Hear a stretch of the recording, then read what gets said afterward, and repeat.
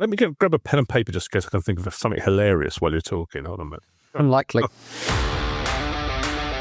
This is the Tire Kickers. Classic car chat with Max and Matt. It's February and it won't stop raining. So let's talk classic cars instead and dream of summer days. In this episode, Let's make brown great again. I think it's time to embrace the colour of the 70s and bring back Albatross beige and Fuscus brown. oh, do we have to? The Tire Kickers. Also in this episode, car-based vans. The stripped-out saloons with the box on the back that kept Britain moving. We pick our favourite car-based load luggers. Also, after Max's modern Land Rover decided to clap out in a car park, are we really brave enough to drive a classic as a daily car? All that and more in this latest episode of The Tire Kickers in bright, bold, Technicolor Arianka beige.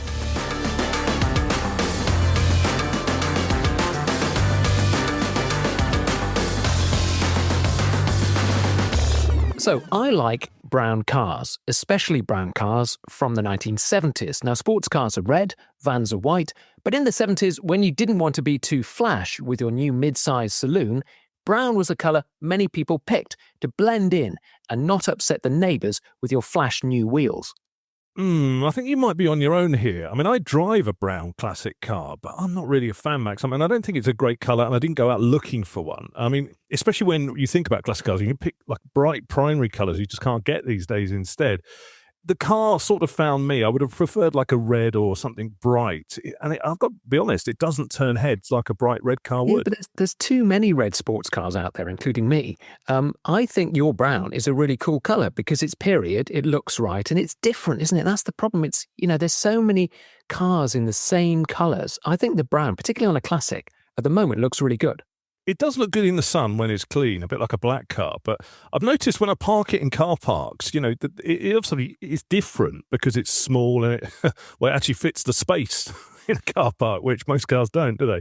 But it doesn't really sort of ping out as much as a bright primary colour would. And I suppose my reservation, and probably why I wouldn't have a brown car again, is the choice that you had back in the 70s and the 60s and the 50s. You had those really kind of almost like...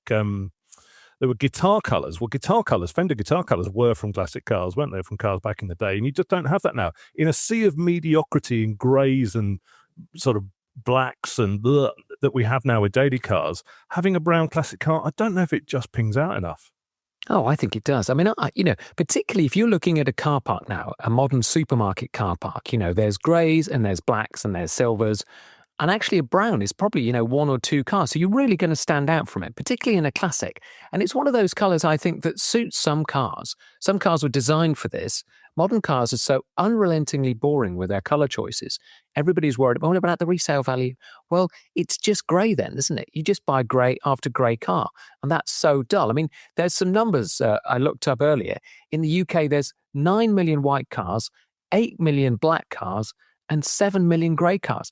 Everybody's got a black or a grey or a white car. I mean, it's just so bland. So that's why I'm thinking brown is really exciting, because it's a really different colour and it gives you that story behind it. Yeah, in 2025, there are only 4,000 new brown cars registered. And I'm guessing they weren't 70s brown. They'll all be like, copper metallic or bronze burst, which actually is not too bad. But it just shows, compared to that 9 million, 4,000 cars, I think it's only like 200,000 actually on the road, and some of those will be old cars. I think there's no demand. It's clearly fallen out of fashion. Why you like brown, but I don't think the general public do. And there's a reason for that, I think. It must be something deeper, because it would fit into the greys and the blacks and the stuff that you mentioned that people worry about their residuals on.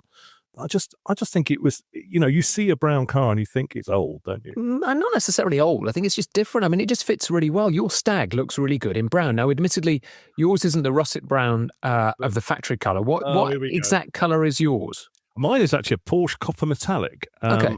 And the bloke had to respray it. It was russet brown, which is we'll get into the colours of the 70s later, but it was that mud brown. I think people sometimes describe it in a slightly ruder term, but it was pretty horrible. It didn't do anything for the car, I don't think. And he had to get it resprayed, and he couldn't respray. He didn't want to respray in that russet brown, so he just went metallic brown. So it is a flake brown. for certain purists, I'm looking at one of them. It's not ideal because it has slightly changed the original, but I think it's in keeping with the car and it's not completely changed the color. One of the thing I noticed, in my bright red Sunbeam Alpine is that I drove. If somebody stopped, in their tracks to look at the car, I'd look in the rear view, and chances are they flipped around because the car's so bright and shiny and red.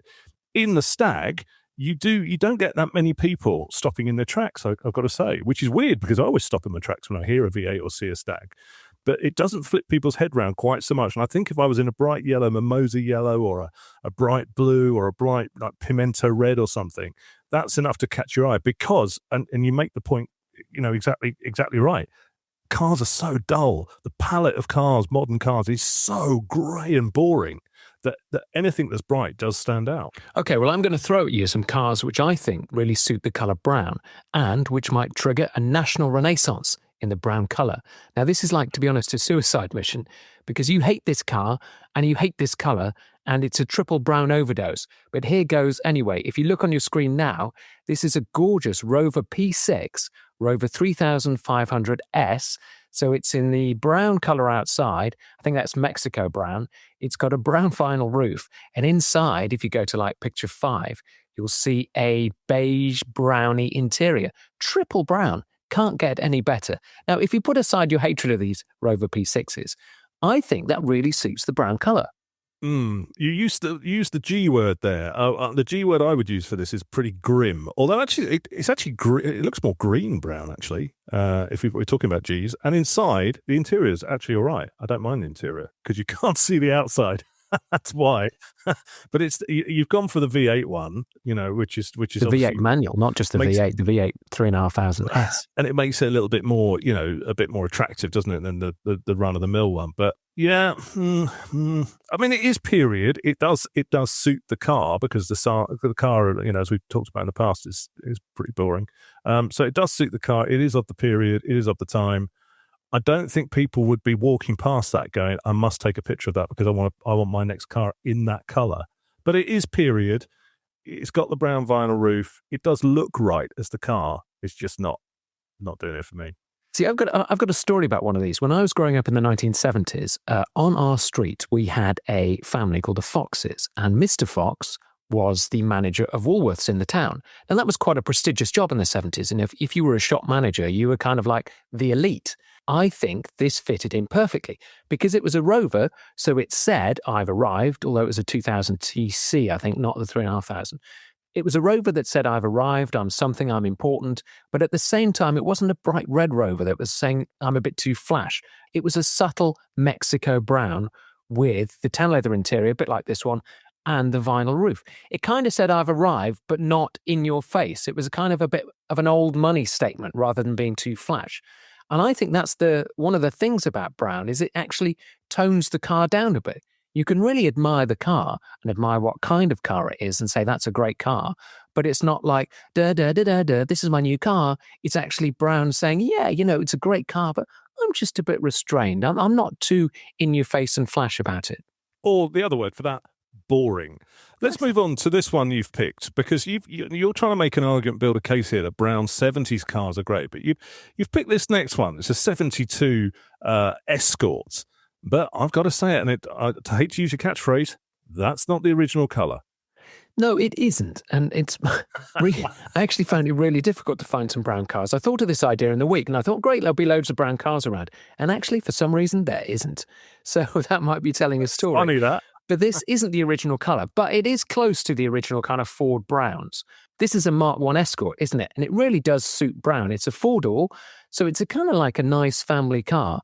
It's actually, they're saying it's a Mexico, but I'm not sure they made a Mexico in a four-door, did they? Well, no, because that wouldn't be rally-ish, would it? Yeah. Anyway, we'll have that debate later. But it's Resto Mod. It's your favourite. Oh God, it's tawny brown, and I think it does look good. On those Mark I Escorts, it just looks a really good colour because there were lots of brown Escorts around in period, and I think it suits it. It's one of those factory colours that was quite popular and just looks right. I think it looks quite good because it's metallic. It pings. It's a bit like my one. It's just been the original colour, but it's just been improved.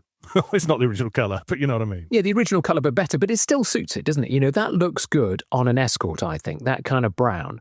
It's got Mexico badges. I'm going to have to Google this in a minute when you're talking to see if they did four-door Mexicos. But it does look good. And this is what I'm saying, you know, certain cars of the 1970s suit those 1970s colours.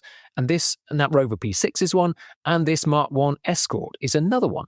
I just think it looks really good. If that was at a show, I'd make a beeline for that because it's just the colour is right. I think browns can look good, you know, if they've got a bit of metallic in them or got a bit of copper. I mean, the 70s solid browns went out of fashion pretty quick. I mean, as time moved on, I think they are stuck in a period. Those muddy browns, the russet brown of BL, the Stags, they didn't last and the fashion left them long behind. I mean, even when you got to the 80s and you got onto things like MGBs, they were starting to make them look a bit more bronzy. I mean, we've got a 1980 MGB LE, so the last edition Roadster for sale. And they came in this colour. It's like a copper bronze, isn't it? Which actually for a brown car looks good because it's not brown.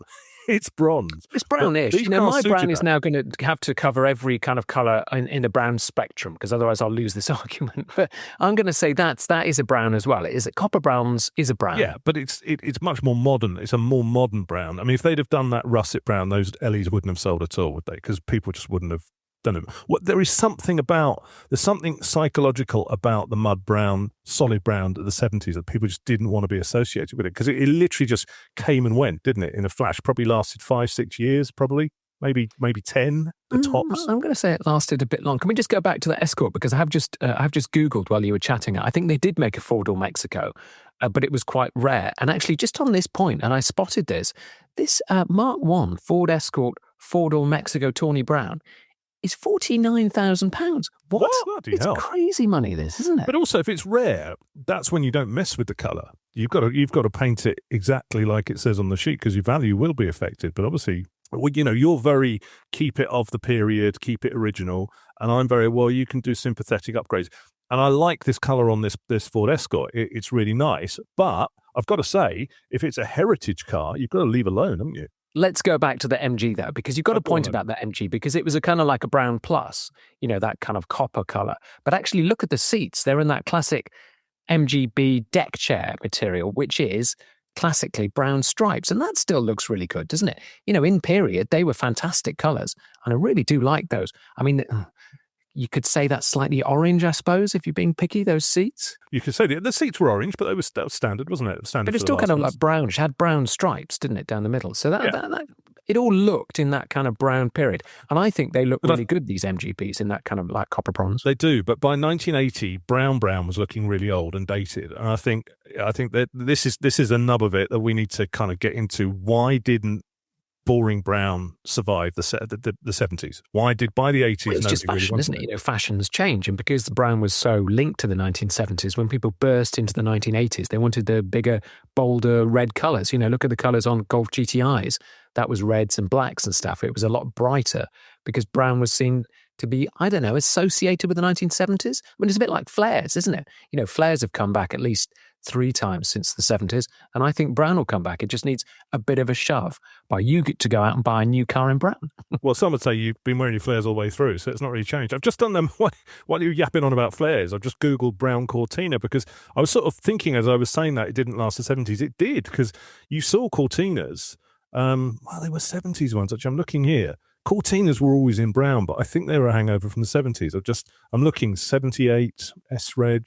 Yeah, it didn't. I think when the 80s came along, brown hit the dust. I think that's a shame, to be honest, because it did for me suit lots of saloon cars. And if you didn't want to be too flash in the 70s, brown was the colour. Now, by the time you got to the 80s and people worked in the city and were driving their bright Guards red Porsches, you did want to be flash. So that's maybe why the colour, which was a bit subtle, sort of faded out in the 70s. But, you know, now brown could make a great comeback, couldn't it? I doubt it. We talked about my Stag. Let's have a look at an example of a Stag in a kind of all right brown, actually. 1972 one. So It says a Mark II, but I think if I cast my mind back to our quiz of a Christmas quiz, the Mark II didn't come along till 1973, so I don't know what's going on here. Yeah, and also it's not. It's got terrible wire wheels. This one we're looking at is from the Netherlands, to be honest, because I couldn't find any brown stacks that weren't yours. So this might be slightly different. So it might be a Euro spec, but I don't think that's a Mark II. But it has got awful wire wheels, maple brown. This one. And I think that, again, that's another nice colour for a stag, isn't it? It's got that's the same colour interior as yours, isn't it? And that kind of beige. Yeah, it's the same colour, but it's slightly darker. Is the chestnut one? These aren't original seats, I don't think. Those are American spec seats. So I think the whole thing. This is. Listen to the spec geek now. There we go.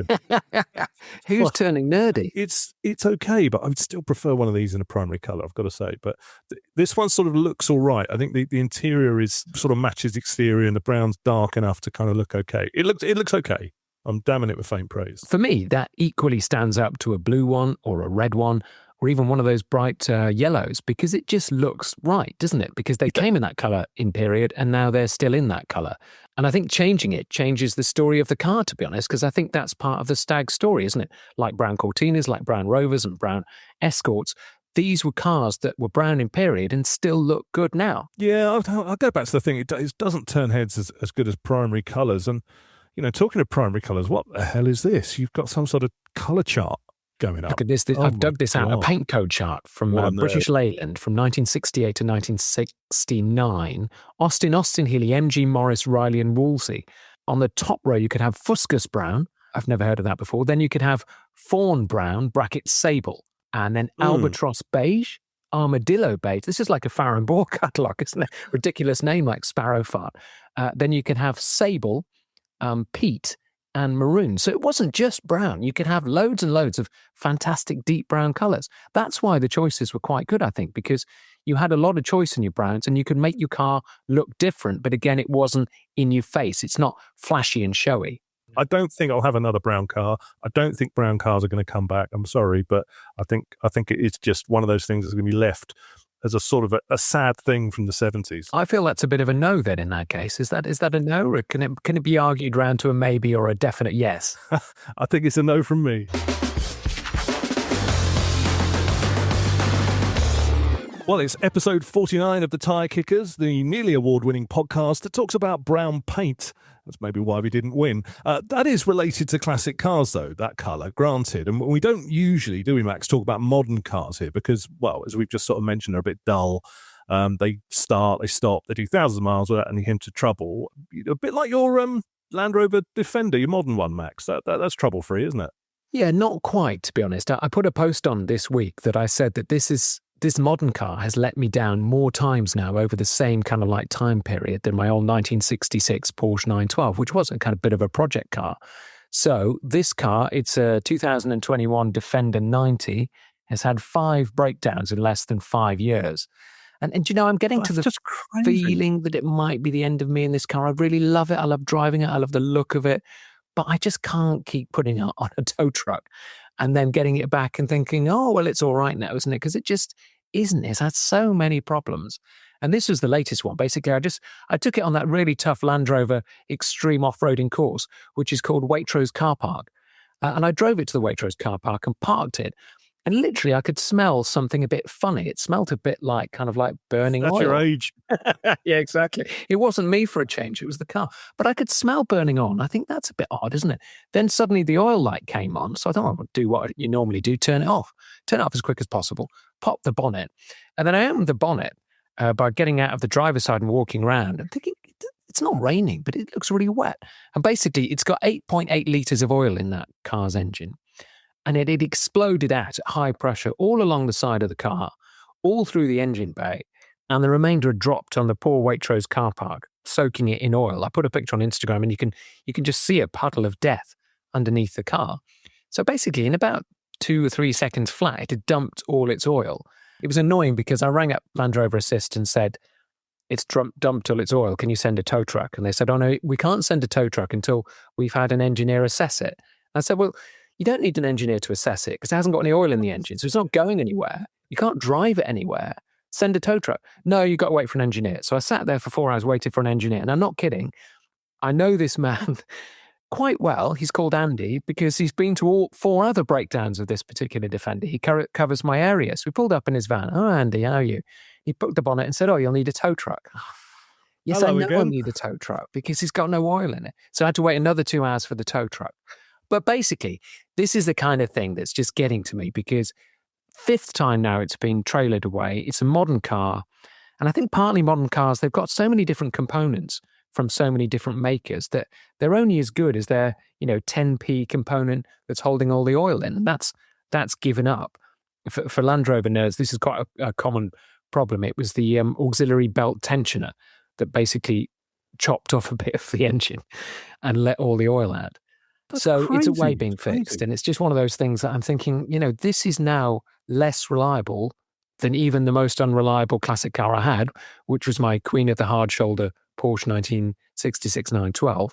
Should I go for a classic car as a daily car? Well, hold on. Before we get into that, let's just we're talking about a car that's 4 or 5 years old that you've 38,000 miles, full service history. Good God. And I mean, that's, and just to explain, if you've not seen the pictures, we're talking about a new Land Rover Defender here. We're not talking like an old sort of racket, No. it's a rackety one from the thing with drips oil, we expect it. New It's not shape over- Defender. This is not over in the Rover.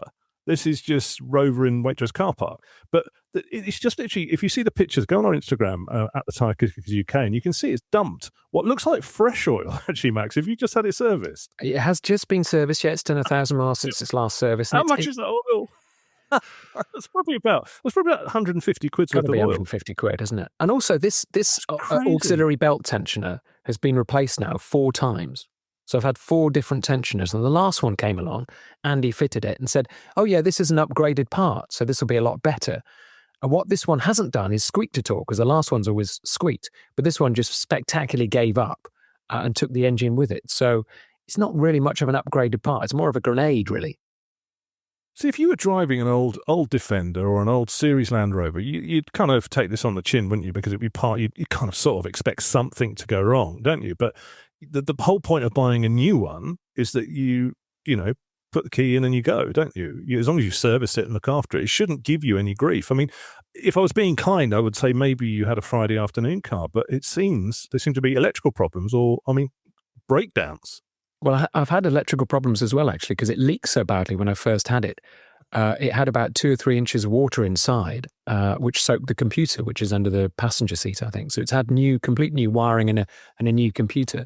And it looks like it's going to need a new engine now because, how long was it running without any oil pressure? Is that a bit of a risk? Who knows? Now, knowing you while you sat there waiting for the tow truck to come, you'd have been on the internet looking for a replacement. I've got a couple of ideas, actually, because I bet you've got a long list. Are they brown? Well, I'm just thinking your age. I'm thinking either I've got narrowed it down to a Dacia Duster or a quite reliable. or more reliable than yours. Yeah. Or a Honda Jazz, I think, which is probably that time of your life, really, aren't you? Funnily enough, as you know me, basically my car apps on my phone were worn down by the time I'd finished sitting in that car park for 6 hours because I was thinking, what on earth can I get that's different to this, that has that kind of like vague Land Rover feeling, but doesn't have that kind of Land Rover unreliability? I came to a conclusion, and this was literally about 6 hours of thinking. I came to a conclusion that could a classic car, 1990s classic car, be any less reliable than a Land Rover that's broken down 5 times in 5 years? So look at this, it's on your screen. 1995 Mercedes W124, it's the estate, so it's the S124, E20 estate. So it's got a full service history, it's got aircon, it's got leather. You could put some fairly tough tyres on it because I live in the countryside and you have to go over potholes and up verges all the time. So actually, is that going to be any less reliable than a modern car that breaks down 5 times in 5 years? I think it's going to be more reliable. Oh, that's quite a good shout. An estate or a sleeper estate, even, if you start going down that thing, I think it would be, this thing would probably start and run and just carry on driving forever, wouldn't it? There's a man in my village, interestingly, who used to be a mechanic for a Mercedes main dealer and used to work on these all the time. So actually down the road, I've got somebody who can help. Now, this one's got 141,000 miles on it. But, it's a Merc of that era. I've got a Merc of that era. It's really good. And that's only about 5,000 miles a year. So it's not bad. And the killer point about this is that sat in my car looking at Auto Trader, I've realized how expensive modern cars are. So I don't know if you've looked at a modern car lately, but I was just specking up a new Defender to replace mine. I think mine was about 55. They're about 90,000 now if you go for the top spec. £90,000. It's ridiculous. Absolutely. When did cars get so expensive? I mean, the inflation in cars, I think it's probably in the last 5 years or something that cars have just suddenly shot north of, 50, 60 grand used to be expensive not that long ago for a car. I think the thing about this Mercedes, actually the main thing about this Mercedes is it's 9 grand. Well, I think it's a bit expensive actually. You'd probably get one cheaper, but look inside. It was from the era when they actually spent a bit of money on stuff, It's got wasn't it? that lovely, is it, what's the word you use for that? Is that ruched black leather when it's kind of, it's not straight, it's kind of looks like it's got some air bubbles in underneath, but it looks really classy. It's got black leather seats. It's got the dark wood on the dashboard. Lovely comfy seats, heated seats, aircon. So it's got all the stuff you need, isn't it? But it's 9,000. It's a tenth of the price of a modern Land Rover. Do you know the one fly in the ointment of this whole story is that Land Rover, because I've got the warranty, which thank God I decided to keep the warranty going on it, Land Rover have lent me a Discovery 5 and it's really nice and I've fallen a bit in love with it. Don't be fooled. Don't be fooled by it because, it's not the problem you're describing with yours is not how nice it was inside. It was what a mess it had made outside. It basically wet itself in Waitrose car park, didn't it? And that's not a good look. Yeah, but this Discovery 5 is so comfortable. It's so nice. I think you do need that Honda Jazz. Don't forget, you can find us at The Tyre Kickers UK on Instagram and The Tyre Kickers on Facebook. Now let's hear what you've been telling us, and there was a lot of reaction to my Defender photo on Instagram with a large puddle of oil beneath the engine. The faceless mechanic said some things never change, the Land Rover's reliability or lack of. Still a fan though. You see, I am as well. I've had Land Rovers for the last 15 years, and it's going to be quite difficult to not have one. Joshua with 3 A's says, did you actually expect a modern JLR product to be reliable? Where does one acquire such mindset? Well, we should say, before the lawyers phone us up, that not all JLR products are bad. The value of your JLR product can go down as well as up. Mr. Doberbenz says Toyota FTW. What does FTW mean? It's for the win. So it means that's the best one to get. I was kind of thinking, is that a model? I can't remember the FTW. I've never heard of that. As you Googling for it. Purdue 0006 said he had the same thing as you. Towed away twice in 2 weeks. A DC to DC converter packed up, as did a replacement. Well, at least with the Land Rovers, it's not just one thing that goes wrong, is it? It could be a multitude of things. So there's always a surprise for you when it does break down. But the last time mine went wrong, they gave me another Discovery 5 and that went wrong as well. So I just dumped it on the forecourt and gave up. And that's when I was driving around the Merc for a bit. Various general taking the Michael comments from all my mates, thank you very much, including Mr. Matt Smith, who said, I think you wanted to look slick, not create one. That was much appreciated. Because actually you sent that while I was still sitting in the car park above the oil. Oh, sorry, was that a bit crude? Crude of me. I'm really sorry. Oh my God, the jokes keep coming. In other news, let's stop talking about your modern car. This is a classic car podcast. I had to fix my car though. It was due to a dodgy light in the back. I was reversing light. Somebody said to me, "Your reversing light's gone, mate." Oh, brilliant. Okay, well, I'll change the bulb. Is that after you'd reversed over them? They said that from underneath the car. Well, they stopped moaning about it pretty quick after that. But I took the bulb out, held the bulb up, and thought that's fine. So typical. It's dodgy electric. So a bit of a wiggle, bit of a bend the connector, put it back in, bodge, push it back in. It worked. Oh, right. So, you didn't even need to spray WD-40. No, I didn't. No, but and the thing about dodgy electrics is you're never 100% sure you've solved them, are you? Because you've done it, you've made it work. You think, well, that's a quick win. I like that. But then there's the thing in the back of your mind going, does it still work? And the problem with old cars is that you're not sure whether your lights do work or not. You have to get someone to go around the back, don't you? Have a look. And even when they are working, they're so dim, you don't know whether they're working or not. So like headlights that were on it. I had an E-Type with headlights that were so weedy, it was like an illuminated candle. Yeah, so I think I've sorted it, but I'm not sure. I mean, my last car, I had to wiggle a wire under the dashboard for a while to make one of the headlamps come on. Eventually, I stripped it down and found it was a dodgy earth, and it was fine after that. But you're never sure with the vibrations of old cars whether things are working. But I'm always surprised when my indicators work. It's like a welcome treat every time you do it. Now, despite knowing that every time you disturb something, it usually breaks, you've decided to finally take the inside of the car apart then. You've been talking about this for about, I think 82 years. So you've started it now. Slight exaggeration. I mean, I bought this dashboard refurb kit for my Stag at the end of last year because the interior looks a bit drab, and as we've discussed, I'm a bit OCD about the interiors, and it's looking a bit tired, and I've been looking at options that sort of sympathetically sort of making it better. And I had this refurb kit, and it's been raining, as we've talked about, so much in the UK that I just got bored yesterday, and I got the screwdriver out because I have been putting it off. There's a couple of bits that I've kind of gone, if I start this now, it's going to be a domino effect of not, I'm going to have to finish it. Because the thing about a classic car, if you've ever taken a classic car apart, many of our listeners will have done, they all come apart quite easily. But putting it back together is the harder thing. And I find it a little bit like a carriage clock sometimes, because you unscrew stuff, and you go, oh, that's easy, I'll take that out. And then something goes, pa-joing. You go, what was that? When it's off. What bit does that go? Yeah, where does this fit in?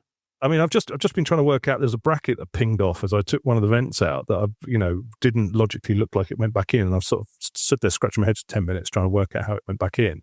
So I'm at the moment I'm doing all right. I've stripped out 3 bits of the dash and I've re-veneered them, and I've sort of held them up against the car, and they look good. But now I'm thinking, well, I can't put that back until I've refurbed that, and I'm going to touch that in and sort that out. I think it's going to look good. You're going to be upset because it's not original.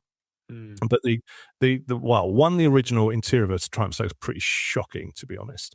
2, you can't buy like for like, to have to get it re-veneered, which would cost a fortune by a professional, I mean. And even then, it would look better. It would look different from the original Stag anyway. If I took that to somebody who's a professional re-veneerer, and I've seen the results of those, and they do look good, but they look, a bit of a yard away from how it looked originally. So this sort of DIY kit is quite a well-known thing amongst the Stag world. I've got a photo. It's almost like a sort of weight loss inspiration photo on my fridge that is how it is going to look. So that's what I'm working You'll towards. lose a lot of weight doing it by swearing, to be honest. Yeah. But at the moment, it's okay. There's a couple of bits are coming up that are going to be a bit tricky. There's one panel, for example, that's got the choking at the heater control, the heater, the radio, that sort of stuff, that is going to be a bit of a nightmare. I know it is. But I'm motivated by this picture that I've got that is showing me how it's going to look. And I think I'm going to open the door in the summer and really be pleased with it. But I've started it. I've got to finish it now. But I think the good news here so far is that you've taken it apart and it's not been bodged by somebody. It's not been super glued apart. I took apart a Beetle dashboard once and found somebody had put that builder's expanding foam in it. And that did take a while to try and clear out, because they'd obviously got so annoyed with the rattle. They said, right, get the expanding foam in, and just fired it in. And like it is with that foam, you fire a bit in, you think, well, that's not enough. So you fire a bit more in, and then all of a sudden it's coming out of the pores of the car, isn't it? Coming out of the exhaust and stuff.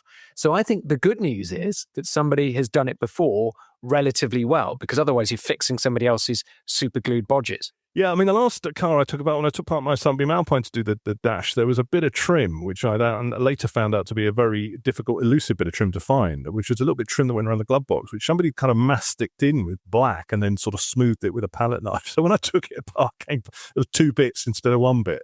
I thought, I'll just get a new one of those, or I'm sure I can find a replacement. Yeah, it took me months, and I think I eventually ended up putting it back in as it was, to be honest. I couldn't find something that fitted. It was a bit of a nightmare. Yeah, so I've had a couple of things. I'm 1 bolt down at the moment, which is under a car mat or something. I've had a look. I've been on my knees looking for it. I can't find it.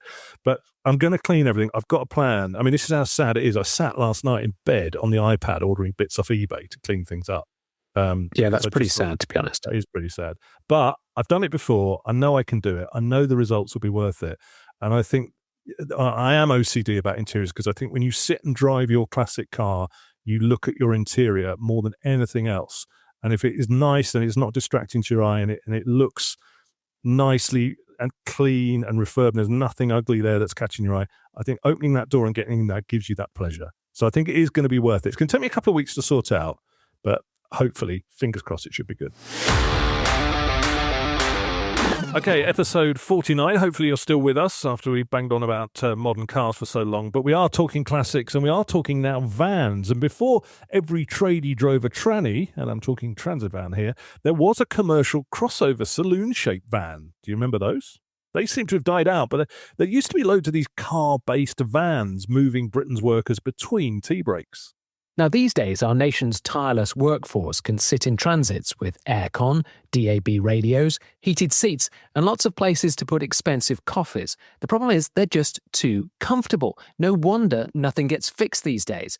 In the old days, vans were so Spartan. You were forced to get out and do some work because they were so depressing to sit in. Yeah, I mean, we talked about vans before on this show, but here we're talking about the car-based vans. I mean, they were based on a stripped-out saloon with all the fripperies. Is that a word? Ripped out. I mean, the most basic car possible with a box on the back, and they were running around high streets up and down the UK. Certainly, in my memory, in the sort of late 70s, early 80s.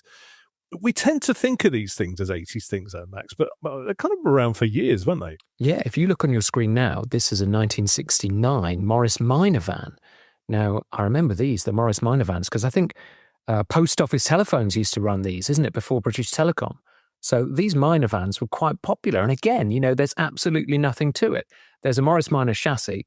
There's the bare minimum Morris Minor bits, which didn't exactly have much in the first place. That's right. Then they've just welded a box on the back. So it was so cheap to have these things. Well, these came in 1953. And I think, as you say, the expectation of Morris Minor was basic. These were basic. I think the interesting contrast comes on when we come to the 80s, because in the 80s, we started getting stuff on our cars, didn't we? But there was no stuff on these vans. But I mean, if we sort of rattle through the sort of modern history in the UK, certainly, I mean, you then were saw these minivans around during the 60s. Here's a 1968 one.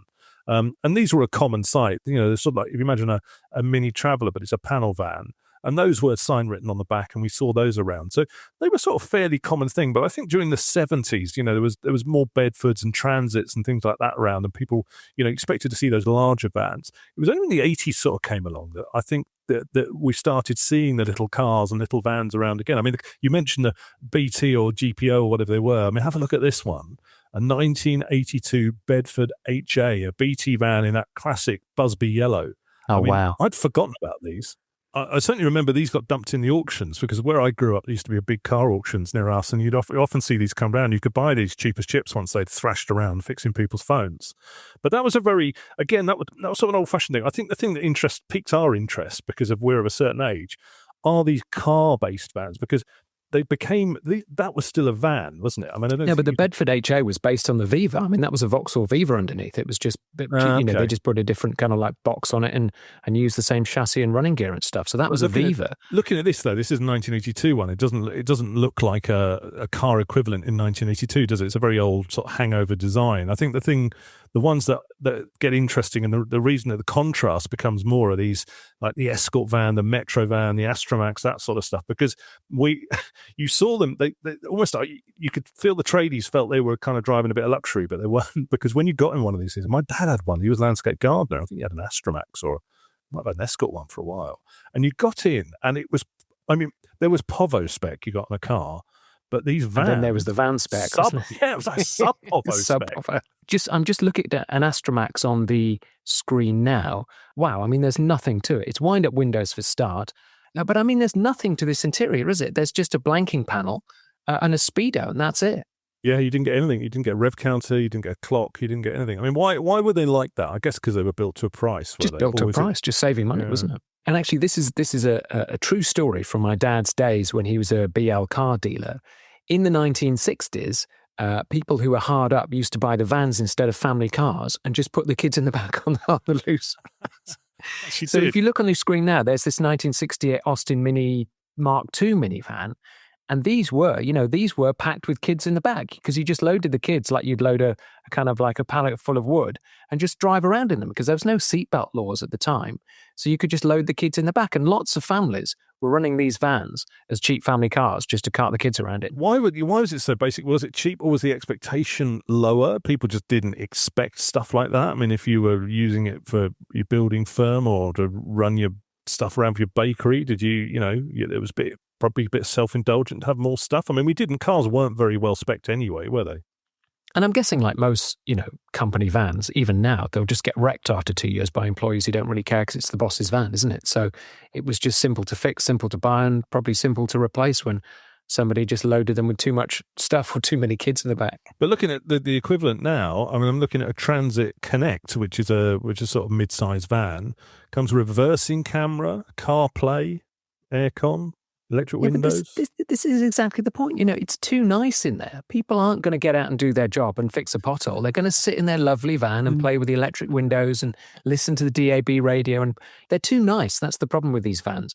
They're making it too nice to be able to sit inside at roadworks and do nothing for 8 hours apart from close roads. This is why they're not fixing the potholes. Because they're Exactly. sat in their warm vans on the heated seats watching Netflix, aren't they? Oh, I'm not coming out in the rain. I'm not Exactly. filling Why that in. should I? Get someone else to do it. Now, actually, I think we need to go back to the basic French model of this. Now, the French are brilliant at designing utilitarian vans with absolutely nothing in it. So here on your screen now, and this is right up until 1988, this is a 1988 Renault F4. So the Renault 4 van, that has I'm surprised it's got a steering wheel. They just didn't put two pieces of string that you had to pull. But it's got a steering wheel and a gear lever, and that's it. Actually, out of all the vans, this is the one I'd most like to have a go in. The other ones you just think, just going to be a bit boring. And whereas this actually think you'd have to have your wits about you to drive it, wouldn't you? Actually, you'd have great fun in this, wouldn't you, barreling around? And it probably weighs about 3 or 4 kilos, that's all, because it's got the thinnest of sheet metal. So actually, as a car, that would be great. I think it might be the solution. Well, it's probably more reliable than your Land Rover. Have a look at photo 7, because we talk about the column gear shifts, but do you know how the mechanics of how they actually work? Because the gearboxes are at the front of the engine, wasn't it? And there's a big pole that goes through from the gear shift. That's a bit of scaffolding pole. It's a scaffolding pole that connects the gear lever. You push the gear lever, it goes right over the top of the engine and comes down to the front and changes the gear. But I like the simplicity of that. I mean, I think the things we're coming back. Modern cars are over-engineered, which are fine until they go wrong. The clincher on this is the fact that it's €2,750 and it's done a mere 205,000 kilometres. Well, look at that. That's more than your Land Rover's done.